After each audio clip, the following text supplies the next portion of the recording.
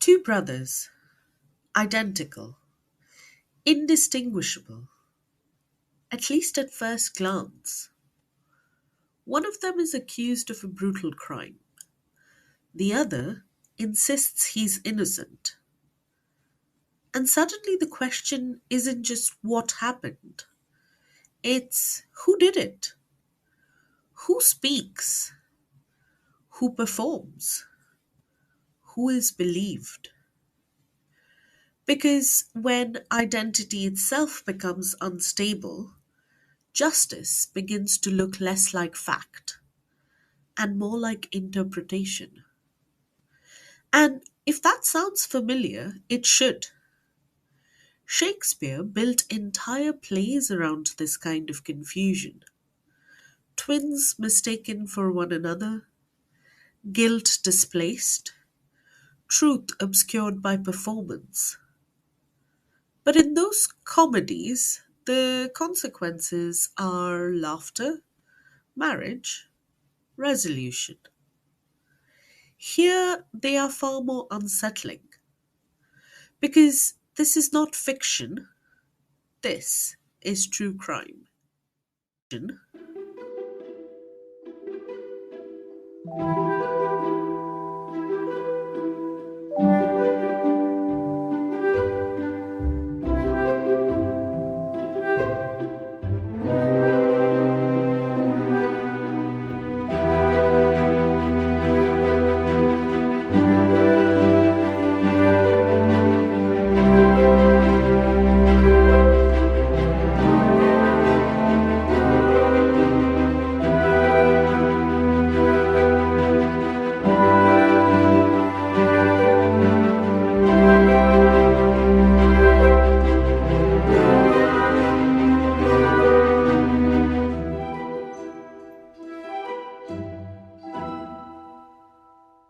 Good morrow, good listeners, and welcome back to the Shakespop Podcast with me, Koel Chatterjee.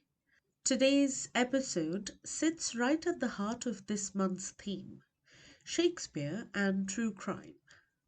Because if this series has been asking how Shakespeare shapes the way we narrate violence, motive, and guilt, then today's conversation takes that question into a particularly fascinating space, podcast storytelling itself. My guest today is Jennifer Miller, creator of the limited true crime series Blood Will Tell. And what makes this series so compelling, at least for me as a Shakespeare scholar, is that Shakespeare is not just referenced, he is structurally embedded into the narrative. The episode titles themselves map this out. Shakespeare in San Jose, Fortune's Fool, A Plague on Both Your Houses, Readiness Is All. These are not ornamental quotations. They function as interpretive anchors, framing the story through distinctly Shakespearean tragic vocabulary. And that's where this becomes really interesting, because what Jennifer's series demonstrates is something scholars like Jeffrey R. Wilson have argued, that Shakespeare continues to provide one of our most enduring narrative grammars for understanding crime. Not just in terms of archetypes, but in terms of structure, the movement from suspicion to revelation, the role of fate versus agency, the performance of innocence, the inevitability of consequence. In Blood Will Tell, Shakespeare becomes a kind of narrative blueprint, a way of organizing a real contemporary story of identity, kinship, and culpability through the language of tragedy. And in doing so, the series invites us to ask, Why do these Shakespearean frameworks still feel so natural when we try to make sense of real world violence? So, today we're going to talk about how and why that works. So I'm here with Jennifer Miller today, and we are going to talk about Blood Will Tell. I'm so grateful, Jen, that you emailed me about it because I really enjoyed the program. So, did you want to start off by talking a little bit? So, your show, you said it came out of some reporting that you did for the Washington Post about a Shakespeare program for inmates Yeah. in California. Yeah. So in 2020, in February of 2020, I was reporting a story for the Washington Post about a therapeutic Shakespeare program in California state prisons. There's a Shakespeare company, the Marin Shakespeare Company. They run a program called Shakespeare for Social Justice, which is a program I think hosted in every single California state prison, which brings incarcerated individuals into essentially a therapeutic theater program to use Shakespeare's plays as a way to process and explore their own psychology, emotions, trauma, just all the difficult things in their lives that, may have led them to commit the crimes that they committed or have kind of, hurt them psychologically and allow them to really kind of see themselves reflected in these themes. A lot of these men, their experiences are very Shakespearean in a lot of ways. We're dealing with themes of jealousy and competition and the need for approval from your parents and a lot of violence and also love and all the good things as well. But anyway, so I was reporting on this program, and I went to San Quentin, one of the prisons, to observe a rehearsal for Othello. And I wanted to talk to someone there who would be getting out soon. And so the director of the program introduced me to this 26-year-old guy named Trung Tong, Vietnamese American, who, he was getting out in just a couple of weeks. And I think at the time, he was understudying for Iago because he wasn't gonna, he wouldn't be incarcerated at the time of the Okay. actual performance. Yeah. And so Trung and I sit down to talk as, the rest of the group is rehearsing the final act, final scene of the play. Very dramatic. Very. And Trung spills out this story, which is I've been a journalist for 25 years and I have never in my life heard a story like this.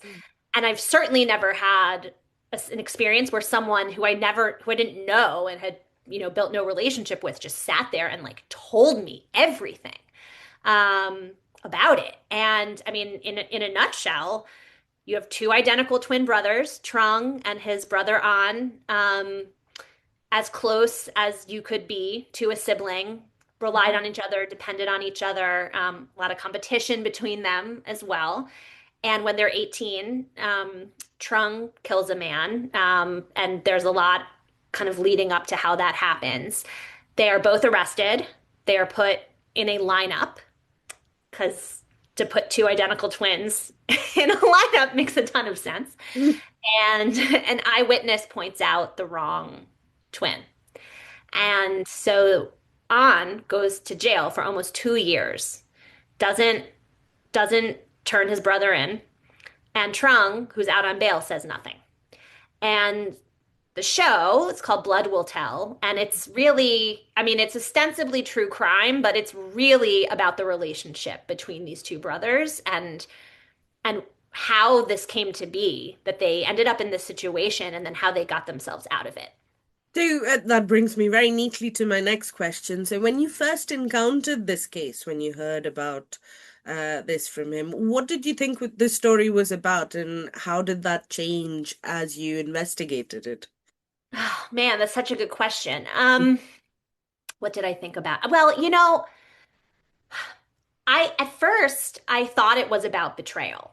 Mm. I thought it was about Trung kind of betraying On by not coming forward. And in fact, it's actually a lot more complicated than Mm. that. Like when I over and I so I spent 6 years talking to these guys, building trust with them, getting to know them, their family, their friends, their history, and it doesn't really fit neatly in that box of one brother betraying the other. I can't go into Yeah, the details. why because it gives away that would give away some major plot points. Mm. But that was one thing that changed. And then I think the other thing, and this is something that I've thought a lot about through a Shakespearean context is this story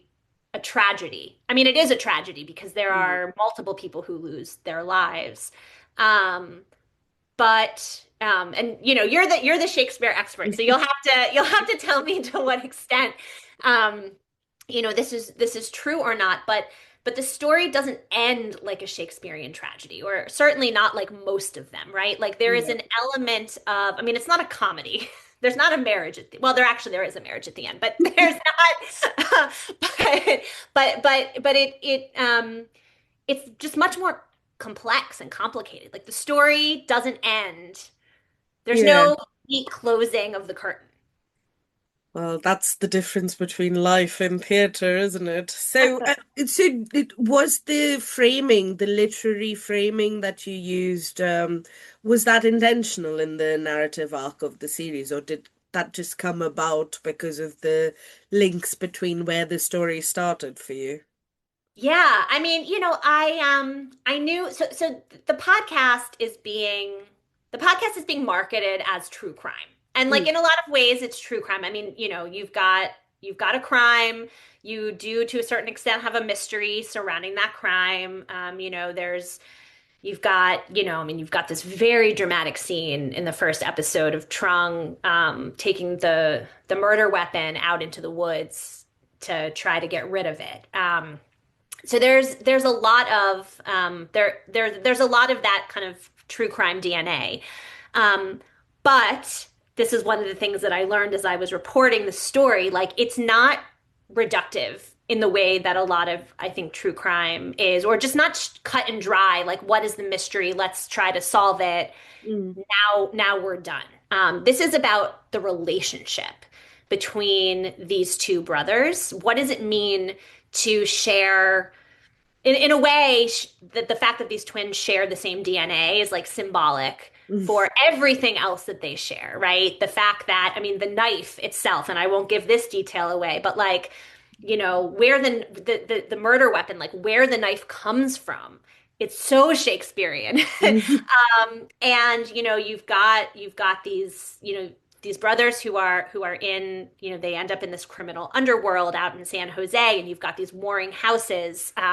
You've got competing allegiances, and even one of Trung's very close friends, who becomes a pivotal. What happens to him is very pivotal in the story. I mean, Trung told me, he's like, my friend was like Mercutio, like that was the role that he played in my story. And so it was, to answer your question, like it was very intentional. I felt really lucky that Mm. I met Trung in this Shakespearean context, because that to me gave me license to be able to take kind of the foundation of true crime and actually complicate it and make it, it allowed me to kind of access the English nerd part of myself to be able to really kind of lean into the symbolism and to lean into these foils and these themes, these like kind of big Shakespearean themes, and even and set pieces, and even plot points. Yeah, because when I was listening, I thought the Shakespearean lens did help it sort of illuminated the story in ways that perhaps conventional true crime storytelling might flatten out or might miss the nuance of. So yes, I thought the framing was, well, as a Shakespeare nerd, obviously, because I think Apple describes it as a modern day saga of Shakespearean proportion. So instantly that was a hook for me. Anyway, there's twins, there's crime, and then Shakespearean proportions. So yes. Did you, since it was true crime, did you worry about centering the perpetrators over the victim? That's Yeah. something sometimes critics raise about a true crime as a genre. That's a problem. No, absolutely. So, I mean, so I made, I made many efforts to reach out to the family of Trung's victim. And before we started planning like what the narrative would be, I actually had in my mind like an alternate version of what the show would be. I was thinking that I didn't just want to center it on Trung and An. I actually I was hoping initially that that if the family of his victim wanted to talk, would, if they had been open to talking to me, I would have made that young man and his story Mm, a major narrative through line of the series. And that was kind of the initial intention for the very reason that mm, you said, because what I didn't want to do was create a story that like in some way excused what happened or valorized what happened, um or just fell into this trap of just focusing on one side and not the other. mm, um, and the family just didn't want to talk. In fact, they seemed very upset that we were even trying to reach out to them. I mean, I think they didn't want the show to be made at all, to be honest. okay. And I understand, Mm, because you have these brothers who were involved in a really tragic, terrible, irreparable act of violence,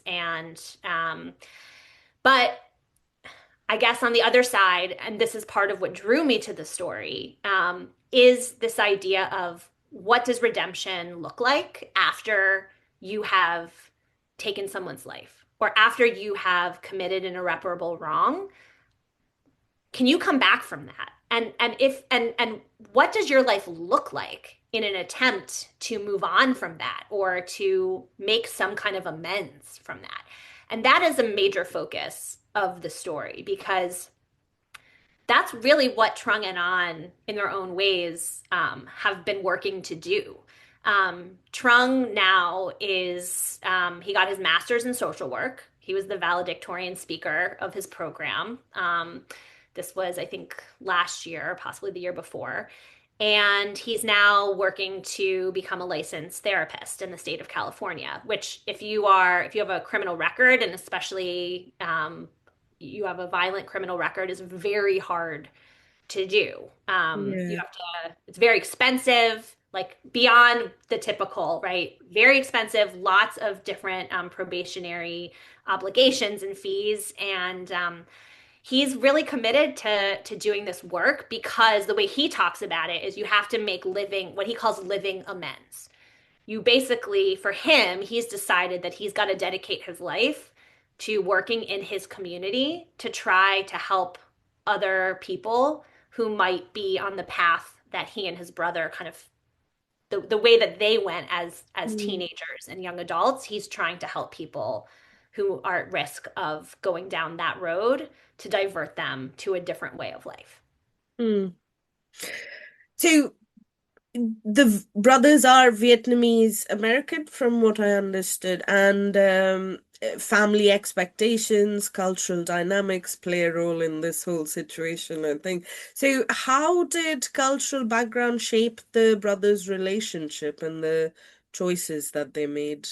Yeah, that's a great question. So they were born in Vietnam, and they came here when they were 9 years old. And their background's pretty complicated because Their father served in the South Vietnamese army. He was put in a re-education camp for a couple of years. He desperately tried to come here, the same as their mother. Only, their aunt was able to flee after the fall of Saigon. Their mom wasn't able to, and so there was always this idea that America. Um, Not just this idea of the American dream, that like this was a country of opportunity, but I think also in some ways like America kind of owed them because America was in a lot of ways responsible Mm, for what had happened, yeah. to in the Vietnam War, and the fact that like just the arbitrariness of our immigration system, which prevented a lot of people who really, I think you could argue, deserve to come here, were not able to. And so it took the twins and their family a very long time to get here. They finally did. Um, and so their parents, the twins' parents, really wanted the boys to make the most of this. It's like, we're finally here. You're in this country of opportunity. The American dream can be yours. So you've got to be the best students. You've got to be, so, their parents put them in Boy Scouts. There's like a long tradition of Vietnamese scouting. And the twins were every single weekend. They were going to Boy Scouts. They were on track to become Eagle Scouts, like very committed. They were double black belts in Taekwondo. They were, encouraged to, work and study very hard. There were all of these expectations on them to Mm, be these like really good boys and good sons and to make the most of themselves in this country. And in a lot of ways, they were very diligent in trying to make that happen. But they're also they're living in public housing. Their parents are that their parents have very little. They're on public assistance. And there's a lot of gang activity in their community. And all of these kind of positive things that their parents are like encouraging them to learn and do just don't seem to apply in the social world that these teenage boys are living in. And so they're really kind of torn between the expectations of their parents and what they see and what they believe is necessary for them to survive and to find identity and belonging socially in their community. And in a lot of ways, I think what happens is like they've internalized their parents' idea of the American dream, that like you've got to mm, fight to get what to be something. But the twins, the way that they see the opportunity to do that is illegal and it's mm. criminal. Um, and that's how they're going to kind of seize the opportunity that they see presented to them. So, Um, did you feel that the American criminal justice system understood or misunderstood that cultural context, perhaps?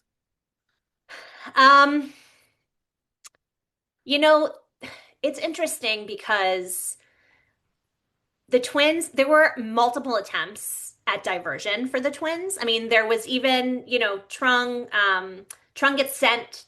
So they both end up in juvie number of times in high school. They're for dealing drugs, for stealing, burgling. Trung is sent to a diversion program, court mandated diversion program, where they're actually bringing in former gang members, former Vietnamese American gang members, to talk to the kids and to try to set them straight. And this is another thing I can't go into because it's a major plot point. Um, that doesn't turn out so well for Mm, Trump.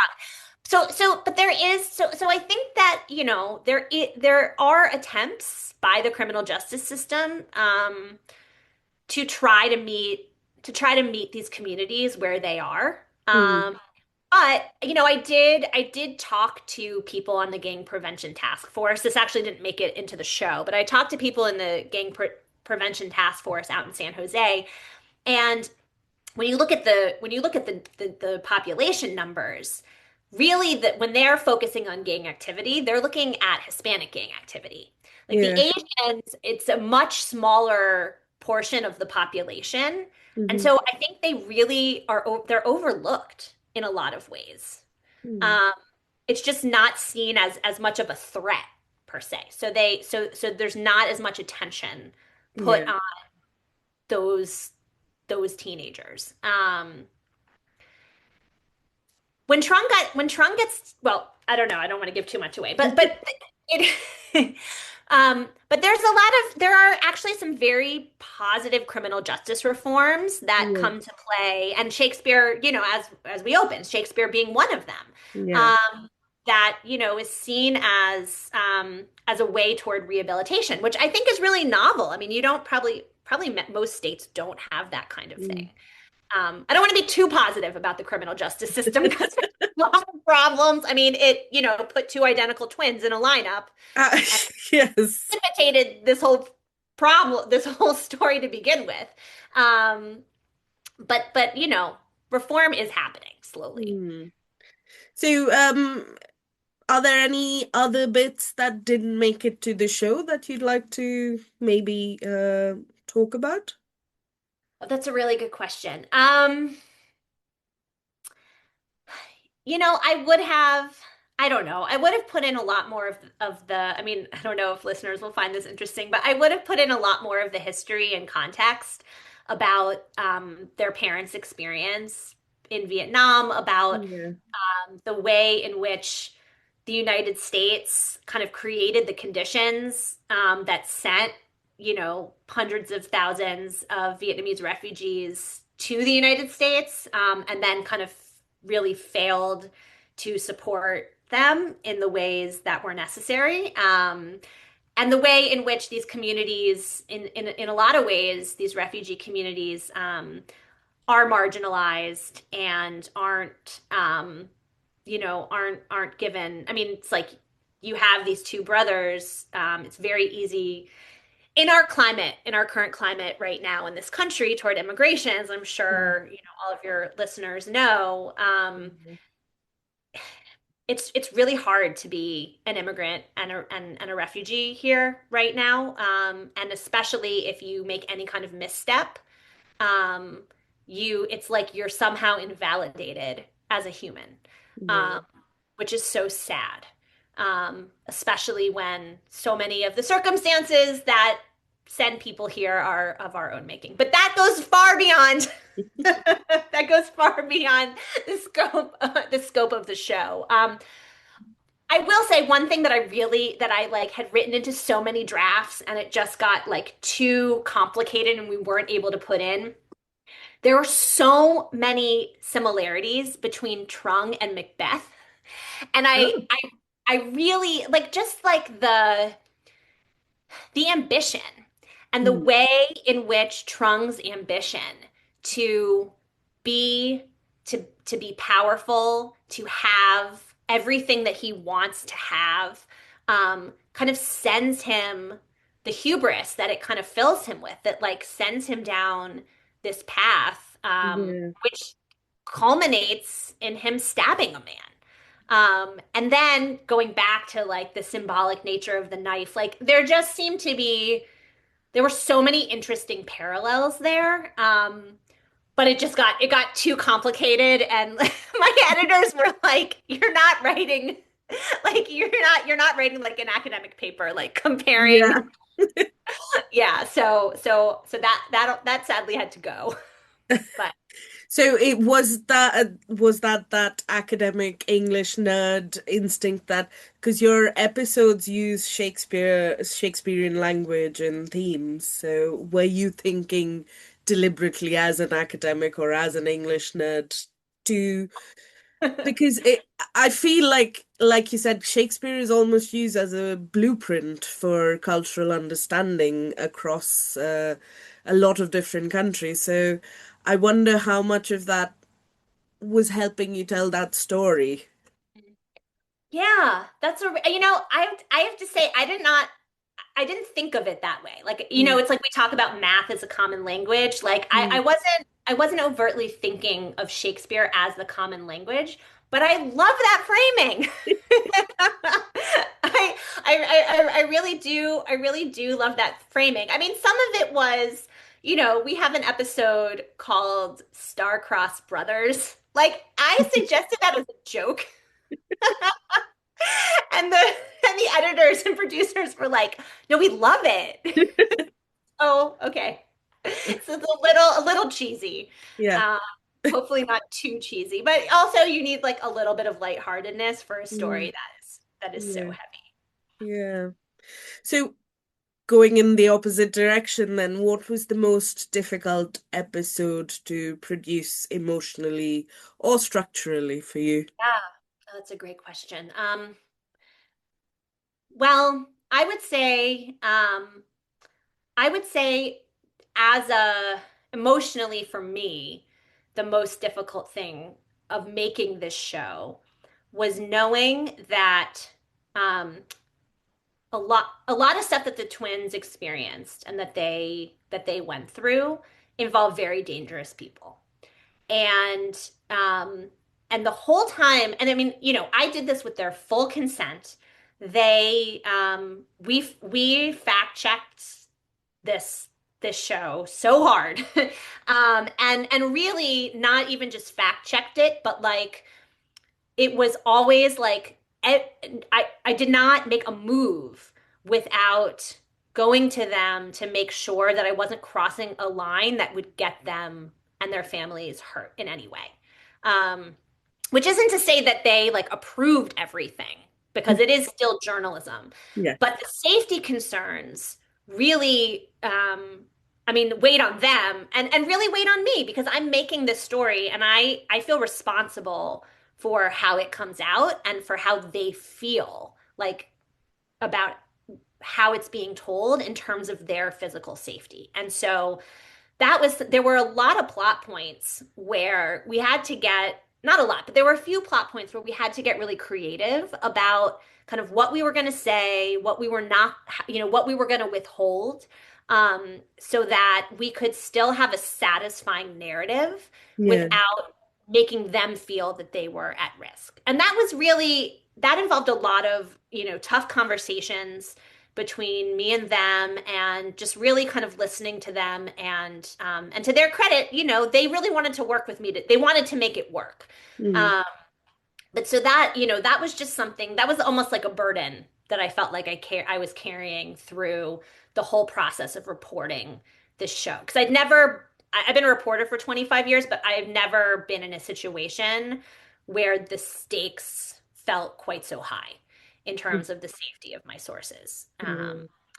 So there was definitely that. And then, I mean, the last episode, so I've been talking to them for 6 years, sometimes together, sometimes separately, sometimes together. I mean, they lived together for a while after all of this happened. But there was a lot that they hadn't talked about with each other, that they hadn't revealed. They were carrying still like a lot of pain that Mm, they had not expressed to each other. And so actually at the end of the series, the last episode, we all sit down and have a really frank conversation. Or I'm encouraging them to have a frank conversation. And in a lot of ways it's the first time, and this is years after all this happened, the first time that they sit down and are really honest with each other. And I was kind of sitting there the whole time holding my breath because in some ways, like whether they're going to be honest is going to make or break the whole thing. And I think they really came through. They were vulnerable. They really opened up. So is that why you decided to go with the podcast format rather than maybe writing a book about it? I did consider writing a book about it. Mm. And because I'm primarily a print journalist. Mm. But I also really feel like there is the ability to have them for their voices to be in listeners' ears, I think to be able for Trung's dad, and he is primarily speaking Vietnamese. We have a translator, but like to actually be able to hear from them, from their friends, from their family. Um, you can't really replicate that experience on the page. No. And I think also like because of the cultural differences, if you're just listening to this, I'm a white lady. Like, it's not like, it's not my background. I am a very good journalist. I ask questions when I don't know things. I make sure that I made sure there's a lot of representation in the production team, but I am very aware of the gap between where I'm coming from and where they're coming from. And I think that being able to tell this story in a way in which listeners are hearing directly from them, especially with my not coming from their background, I think is really, really important. So I'm Yeah. really happy that we took the podcast, that I ultimately, took the podcast. Yeah, because I do think that taking that format, it just, because while I was listening, it was sometimes almost, because I felt it was almost too much, too Shakespearean, too much like a book, or too much like this couldn't have happened. But because you heard those voices, the reality of that situation, it kind of brought. I don't think I would have felt quite the same feelings if I was just reading it from, because it would have put a bit of distance between the story, I think, and me. So yeah, I mean, how could someone allow their own twin to go to prison for a crime they didn't commit? It's just, yeah, it's baffling. So, those were all my questions. Was there anything else that you'd like to let the listeners know about the show? Just that it's called Blood Will Tell, and actually we found out yesterday that Apple in the UK is going to be featuring it on the Apple platform, which is really Yes. exciting for me. So I hope that if you love Shakespearean stories and you like true crime and you want to see them merge together in a really fascinating and unique way, that you will download Blood Will Tell, because this is a six year saga in for me making this. And the twins are, the twins they feel good about it. And they're very vulnerable and they're very honest. And it was great being able to work with sources who understand that the point is not, they're not trying to look good. They are also trying to tell an honest story, and an honest story of what it means to move on from trauma and remake your life, which is ultimately where the show lands. Yeah. Yes, it was, yeah, I think I was listening on the train, and there were times when I was crying. So Oh my gosh. yeah, I mean, it hit home. I think the podcast, format makes these kinds of stories hit home really hard. So, Oh, yeah, that and means and of course, I'm an immigrant myself in the UK, so lots of cultural expectations. I think that it is a very Shakespearean story. I know some of the reviews thought that the narrative function of using Shakespearean characters or language might be taking it a bit too far, but no, I would agree with you. It is very Shakespearean it's just, yes, life imitating art, imitating life, I suppose. exactly. Well, thank you so much for the opportunity to talk about it. Thank you. So I Today's conversation makes clear is that Blood Will Tell is not simply a true crime story. It is a story about how stories are told. Because Shakespeare doesn't just give us language for violence, he gives us a way of structuring it, a way of understanding how identity can fracture, how narratives compete, and how easily truth can be shaped by performance.